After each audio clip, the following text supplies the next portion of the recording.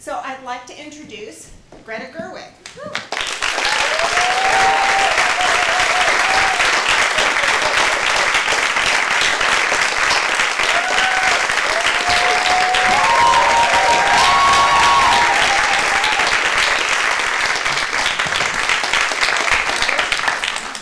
Should we down those stairs? It's kind of funny, isn't it? Nerve-wracking. Should we sit down? Should we stand? I'm going to sit. Okay, that's it. Klutzy? Are you klutzy? No. I am, but that's okay. I I'm not a movie star. I want to begin with this question, which is the Joan Didion quote that you use at the beginning, which is, anyone who talks about the hedonism of California has never spent a Christmas in Sacramento. which is great. But I think that a lot of people, we're both Californians originally, transplanted to New York, that for a young girl or for a girl, Joan Didion is like, what's the weight of that? Well, And Sacramento too. right. I discovered Joan Didion as a teenager, and she was not only this amazing writer, essayist, novelist. She was also where I was from, and I had never seen an artist turn their eye on my hometown. And I felt like the first time I read her novel, Run River, which I think was her first novel, it took place in Sacramento, the Sacramento Delta, and the way she described the women in that book, it was my mother and my grandmother and the people I knew and the people I grew up around. And there was even like a tiny description of, she said one of the characters' aunts had died, and her mother said, well, at least her closet was well organized when she went. And I thought, I was like, I know this so deeply. And I read everything that she wrote, and I felt like from little things to big things, it was like I could see that I think I had an idea prior to reading her that all art happened somewhere else, Right. and that you needed to be in Paris to be able to write about a place. And it was the first inkling I had of, oh no, this is worthy, even though it's yours. And also her wit and her incisive take on this place was just, oh gosh, this suddenly just get much louder. Anyway, so she was a big takes no prisoners. she was a patron saint of my heart. And also, there is that pattern. She left California, Yeah. went to New York, Yeah. found herself. And you feel that theme exists. Can you talk about how that theme exists in this movie? Yeah, she has a line, I think it's from where I was from. She said, I got off the plane at LaGuardia in a dress that had felt very smart in Sacramento. And I thought, there's so many quotes I would have used. In a way, I felt do I even need to make the movie? I can just quote Joan Didion. She went to New York, and she came into her own, and then coming back to California as a writer and a journalist, and having that as a return, and then seeing it with adult eyes is what defined her. And certainly it was a big part of why I wanted to come here, and then why I wanted to make something about the place I was from. So what was the first kernel of this book? Of this movie, I'm sorry. Well, originally when I wrote the screenplay, it was very long. I was going through my computer. I had a draft from 2013, at the end of 2013, that was about 350 pages long. No problem. It was, there was a lot, there were so many neighbors, so many neighbors. And there really are neighbors in this. I know, I had to cut all the neighbors. There's extensive backstories, and but the working title for the movie was Mothers and Daughters, before I came to Lady Bird as being the title and the character and who she was, and because I think that was to me it was the core of it, and I felt like with every scene I wanted to to keep going back to that theme, even if it wasn't literally between a mother and a daughter. I wanted to keep exploring that because I think your relationship with your parents is how you first understand love and being in a relationship with someone. And I think as teenagers, they tend to express it through these other, friendships and boyfriends and their relationship to authority. And to me, it was always like, how is this about her and her mom? And then also wanting to make it something about what does home mean, and how does it only come into focus when you're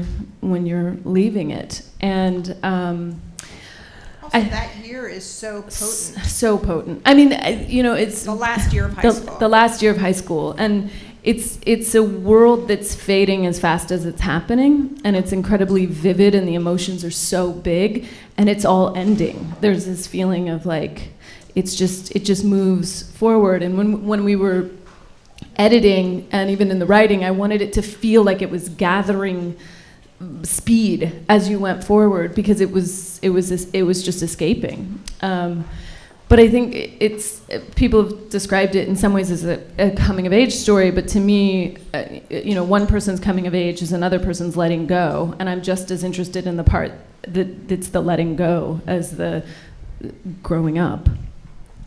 You have it's been interesting, the autobiographical nature, which is something that a lot of writers fight against. And also in movies, as a critic for decades, I have seen kind of every male coming of age. Right. Not everyone, but you get to a point where you're like, but this is very much the story of a woman coming of age, and as you said, of mother and daughter.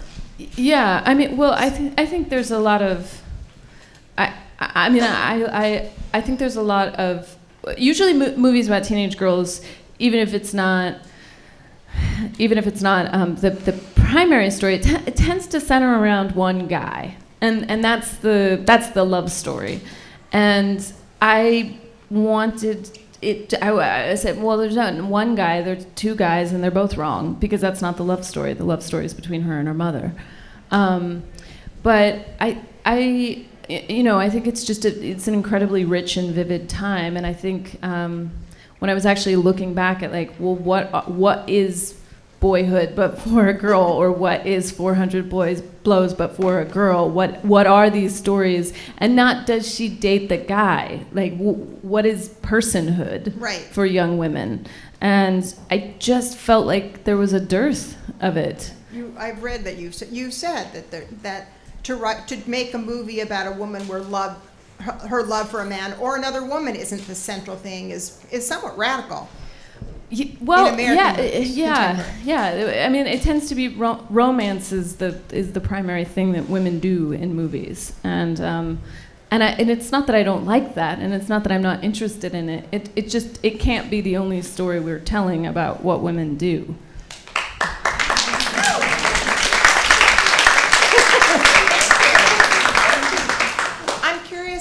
I'm curious about the mother, and crafting her, and I guess I can come out and say that I'm a mother, and I wept through the entire thing because I took my daughter to Ithaca College last summer, and in the same way, when you have a teenage daughter, you want to push them out of the car. That last year is so tough, and no one has really captured that. Well, I was saying to you before, but I feel like the most gratifying thing for me is when mothers have come up to me and said, I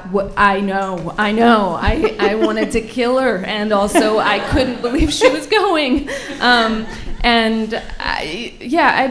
had such incredible actresses and actors. The entire cast. Great cast.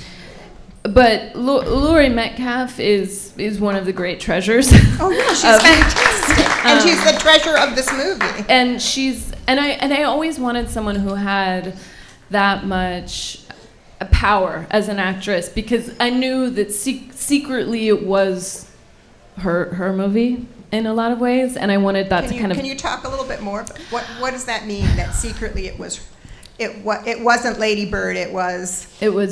Well, because I think I like movies where the something is woven underneath you, where it kind of pulls out in the middle. I think one of the greatest filmmakers to do that is Mike Leigh. His films tend to have a catch in the middle, and you realize, oh, this movie is not what I thought it was, but it's been invisibly happening underneath you. And I think the movie's funny, and I wanted it to be funny. I wanted it to be an enjoyable experience, but I kind of wanted it to be halfway through you think, oh no, this is actually very sad.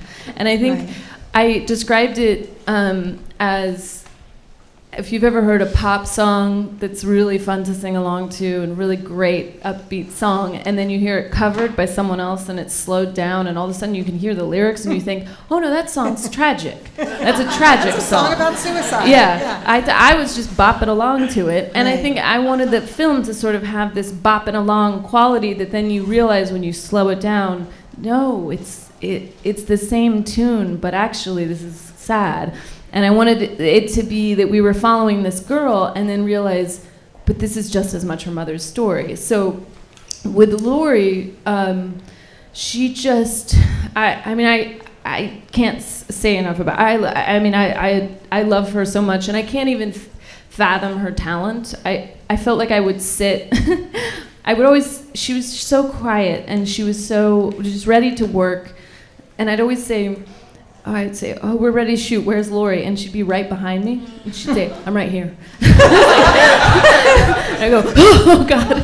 She's like stealth. Yeah, she's stealth. Or she'd be sitting in a dark corner, just ready to go. And she's the fastest changer I've ever worked with. It's because she does so much theater. She'd just go into her trailer and, like, she's better than Superman.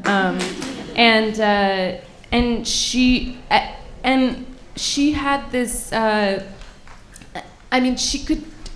could give her the most specific note, and she would look at me and she'd nod, say, okay.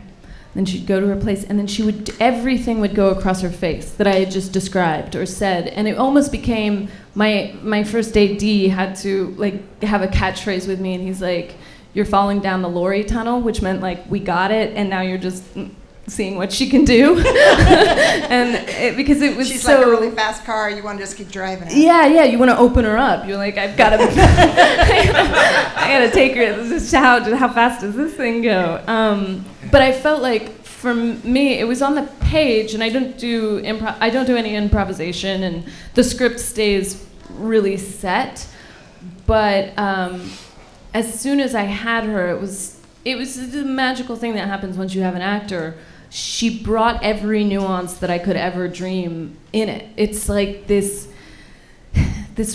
pain, but also this great love and this big heart and this inability to express to her daughter how she feels, and she had all of it in every moment, and it just I think I hope she gets so many prizes. Yes. Best supporting actress nominee? That's just from my mouth. Yes. You yeah, say from my it. mouth too. I won't let you. And also, what's interesting about it, when you talk about this stealth, this like a Mike Leigh movie, is that she's trapped. That she's the one who makes everything move, and yet she's trapped. Yeah. Do you agree or? Yeah, I mean, she's a complicated. I mean, she's such a complicated but beautiful character. I think I wanted to keep reminding the audience, like, parents are people who had their own dreams, right. And they're people who have their own frustrations and their own childhoods and their own things that could be different. And even just like one or two lines of her saying, well, my mother was an abusive alcoholic, and the way she says it, and with one line you're like, oh my God, I know everything about you. That what you've given your daughter is so much more than what you had, and it just makes her a person. But I think,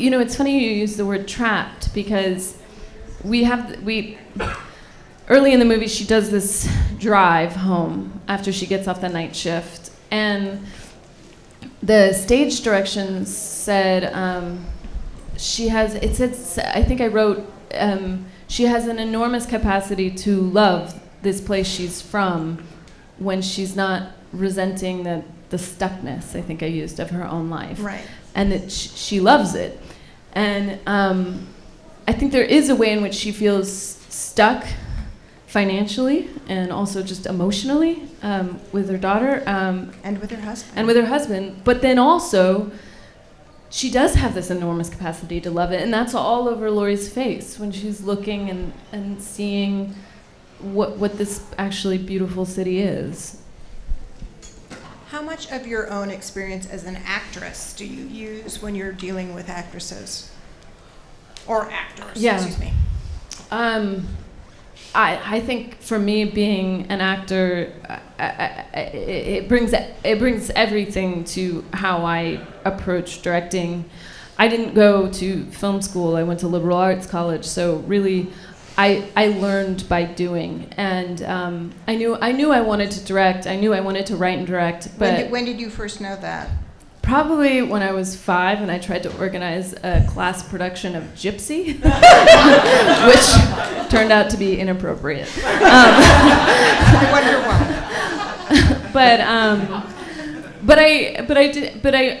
I mean, you know, there's probably myriad reasons why I felt I needed all this experience, but I think one of them was I love films and I love cinema, and I really didn't want to disrespect the form by not knowing what I was doing. So I, as an actor and as a writer and a co-writer, and I produced and I edited and I held the boom and I did almost everything you can do on a film set to get this experience in. And then when I finished this draft, I was like, okay, this is going to be the one.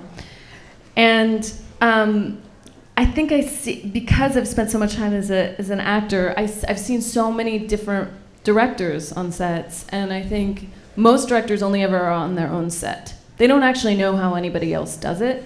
And I've seen so many different ways of working with crew and actors and department heads, and I felt like the biggest thing I think a director can do is create is to create almost a bubble of magic safety for their actors and for their department heads, and hold a perimeter so that they feel safe to play and bring their whole selves.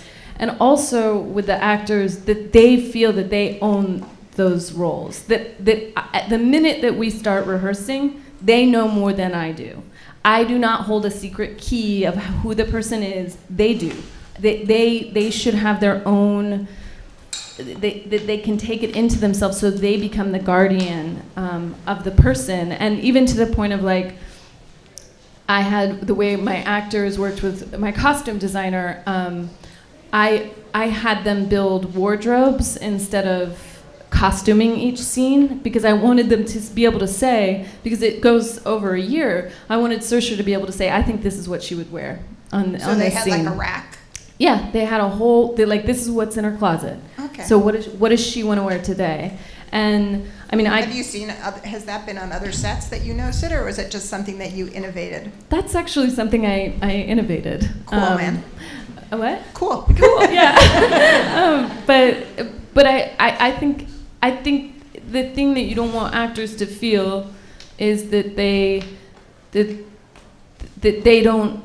feel like they always have to look to you for permission, because I think that limits the work that they can do. And I think when they feel like, no, it's mine and I understand it, it's like it opens up. And I think that's... And presumably then they interact with each other and it becomes something bigger.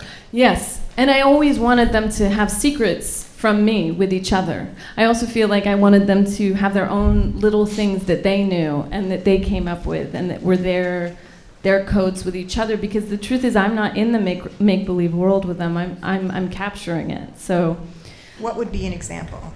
Do you have one? Well, Beanie Feldstein, who plays Julie, Lady Bird's best friend, and Saoirse, they decided that they wanted to wear the exact same color nail polish the whole movie, even when they weren't friends. And that was theirs. They created that little thing. And there's other secrets that I don't know about. Right. Because they're secrets. They're secrets, yeah.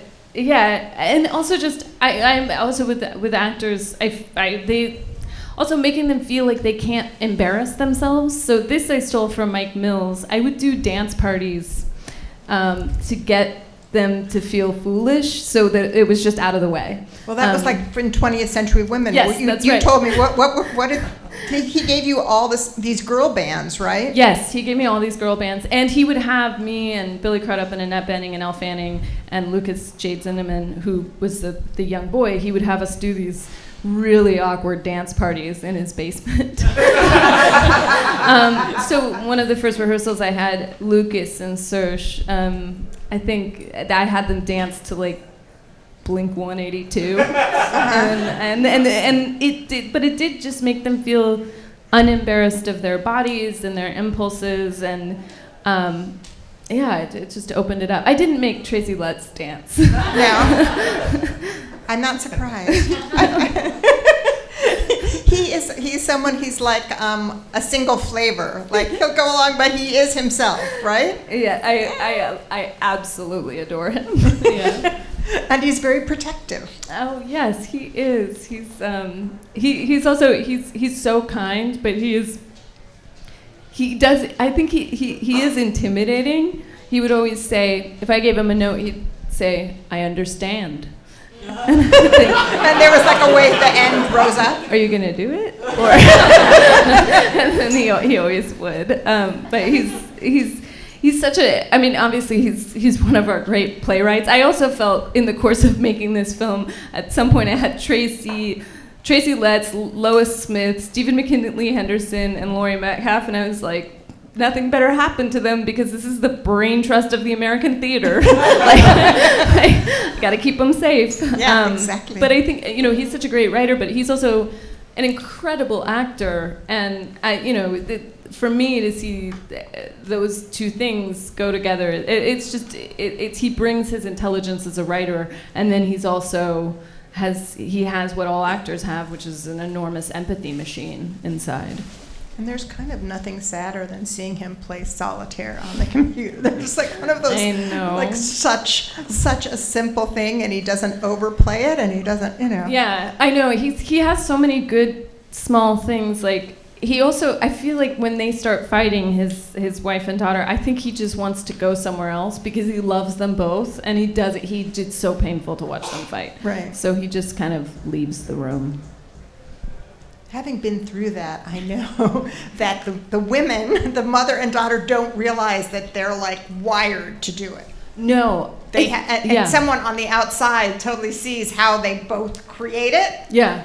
Yeah. But inside you don't. It was so when I was actually trying to get producers and raise money to make the film, I had a number of men. If men had daughters, they totally got it. They were like, "Yep, this is my wife and my daughter. I get it."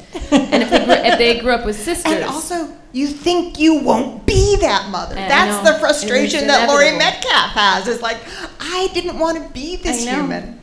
And if they if they were raised with sisters, they were like, "That was my sister, my mother." Right. But if they didn't have either of those things, they had this like, do women really fight like this? And I was like, oh yes, because how would you know? You have no idea what we do when you're not there.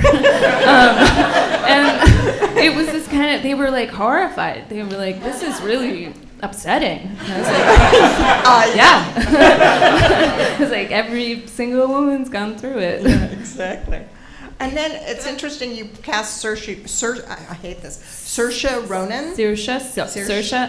I call her Saoirse. Saoirse. Okay, easy. Yeah. And this is an actress who's so young, but has just, Brooklyn, like every performance. Yeah. I want to say atonement, not just.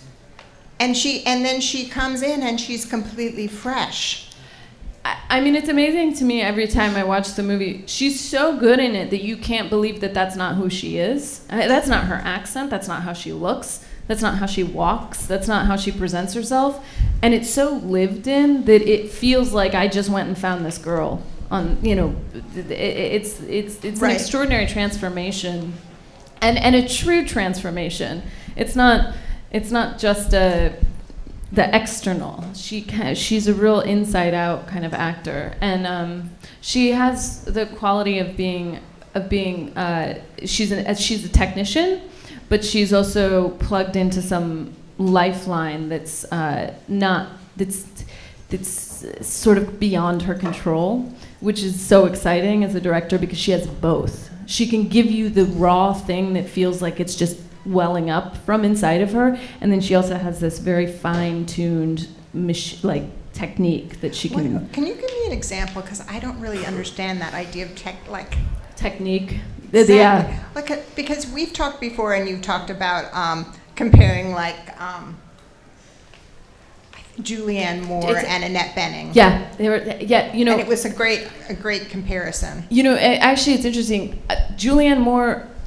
I've had the opportunity to work with some just amazing actresses, and Julianne Moore, the way Julianne works is similar to the way Saoirse works. They're different, but it's almost like a looseness even in between takes that they're kind of keeping it light on the surface, but underneath it's all being worked out so that when you call action they're completely in it, and when you call cut they exit and almost instantly. And I don't have that ability. I'm not that kind of actor. If I have an emotional scene, I'm wrecked for weeks, and they can just float in and out of it. But I almost think that they keep it light because it's what gives them the ability to do the work almost invisibly.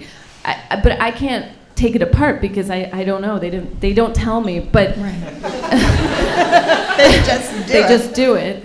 But they do have this detail oriented. You can give them notes that are so just little things, and can you, for example, I'm trying to think of a precise line, but when Saoirse is meeting with a guidance counselor, and she's like, okay, so you're going to be applying to UCs and state schools, and she says, yeah, but also those East Coast schools like Yale, but not Yale because I probably couldn't get in.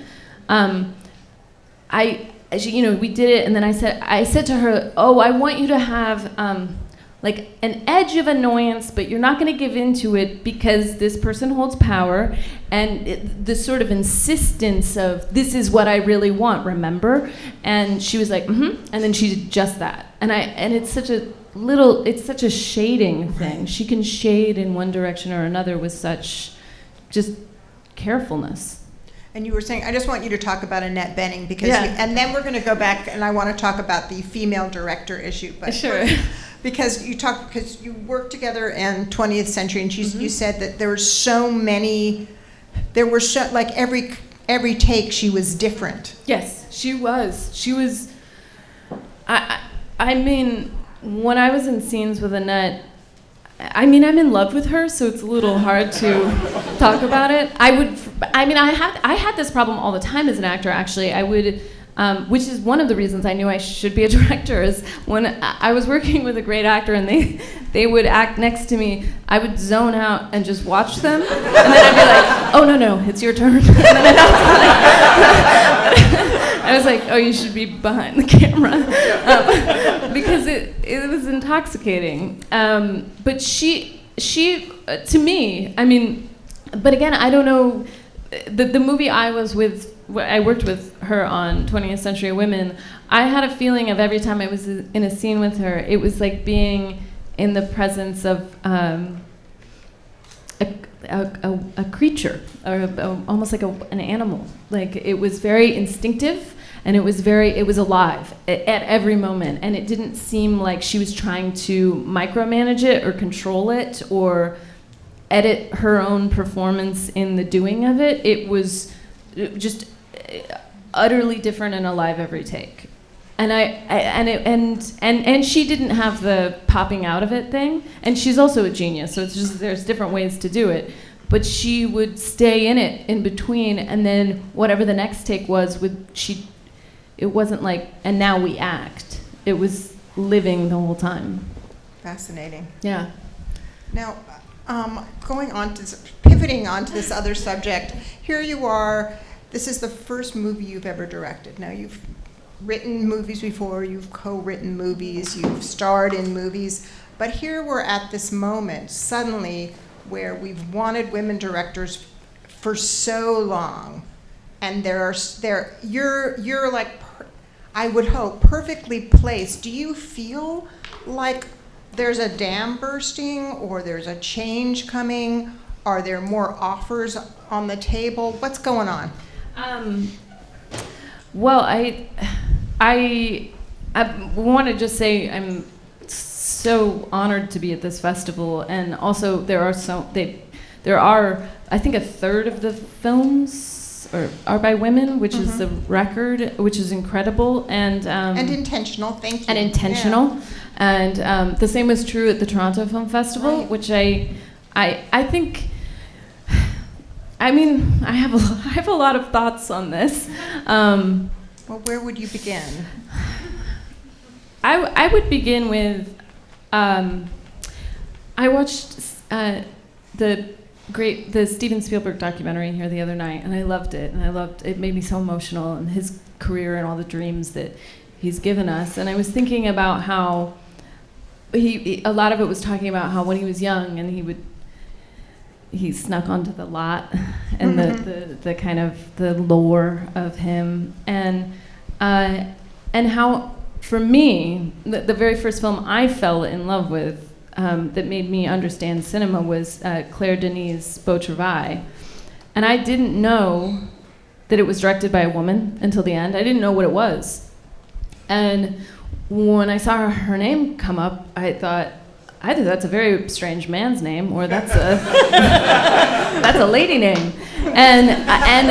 But I fell in love with the form before I knew it was a woman, and I had to connect it. Like there's something about that it's like you need to have examples that you can dream towards.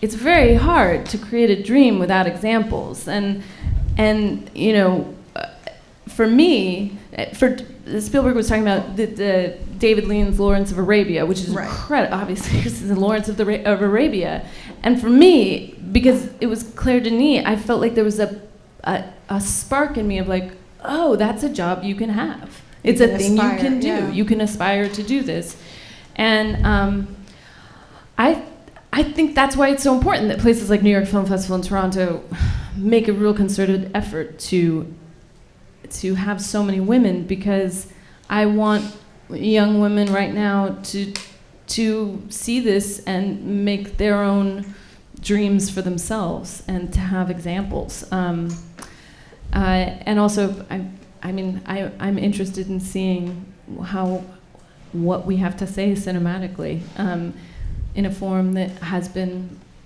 not represented by women historically.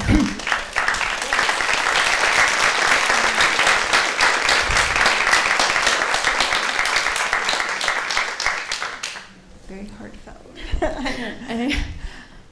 And as a critic, we certainly have. It's been a long time coming, and a lot of women kind of beating on the door for a long time, saying, "Hey, let us in! Hey, let us in! Hey, let us in!" Yeah. So it's super important also to have that reverberation of women getting to see these stories. Yeah, of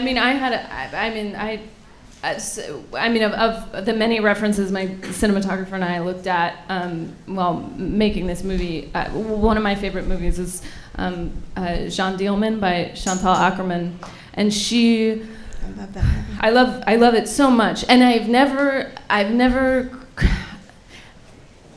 cried harder, I think, because the way I don't know how many people have seen this movie, but you should, and see it in a movie theater. It's a very different experience to see it, because you are absolutely beholden to her pace when you are in a movie theater. You can't turn it off, you can't answer your phone.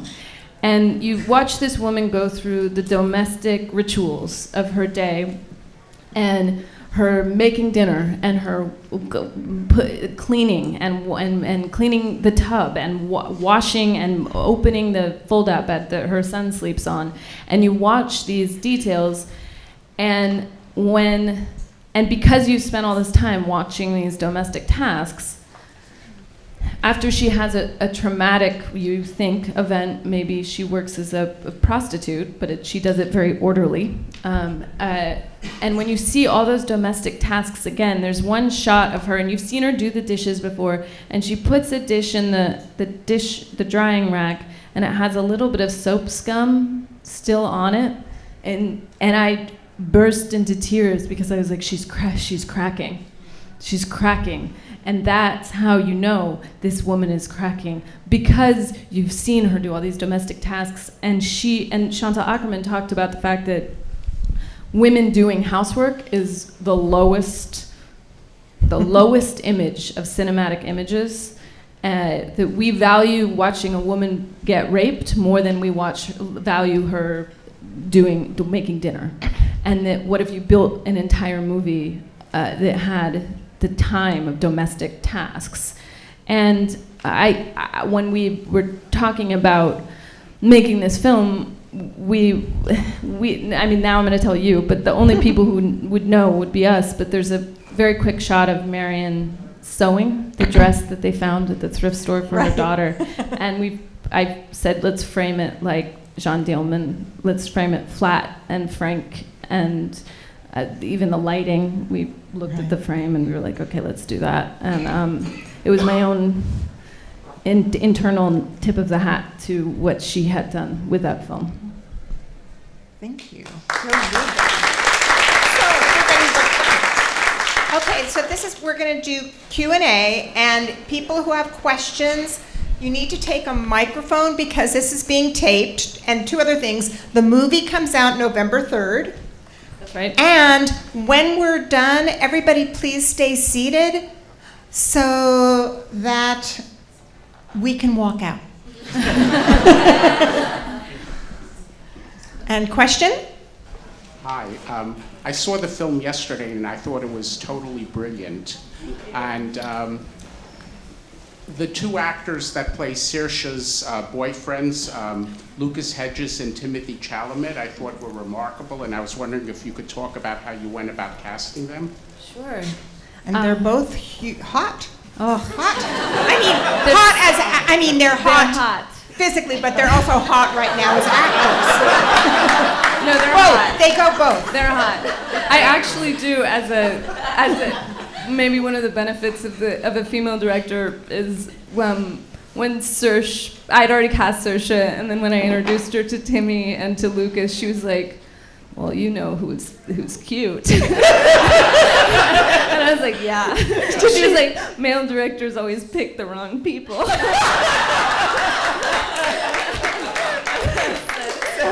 That's a great. I was like, well, that's I great. mean, I saw Lucas in Manchester by the Sea at Sundance. I'd been there in January, and I'd seen him. I think it was one of those 9 a.m. screenings at Sundance, and I just fell in love with him. He's I just fantastic in that. I just thought he was so wonderful, and we met. He was still in college. He's so young. He's like 20, but he was in acting school. He was at North Carolina School of the Arts, and he wasn't sure if he was going to go back to school or not, and he wasn't sure. But I gave him the script, and I said, Please. I'd love you to do this, and I'm so. As soon as I saw him, I couldn't imagine anyone else as Danny, and he was just. He's such a lovely human being, and so talented and so young. I mean, all these kids are. It's incredible.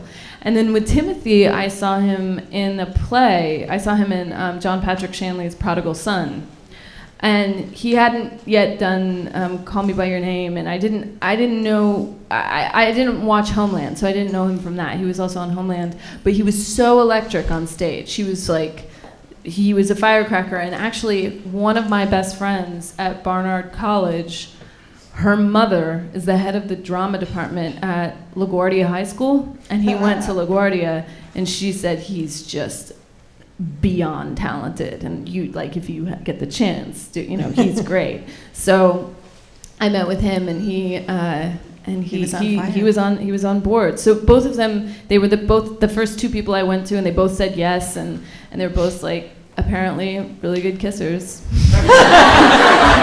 Rumor has it. Was there someone up there who has a question? There's a woman down here. Oh my gosh. Wearing her Greta Gerwig t-shirt.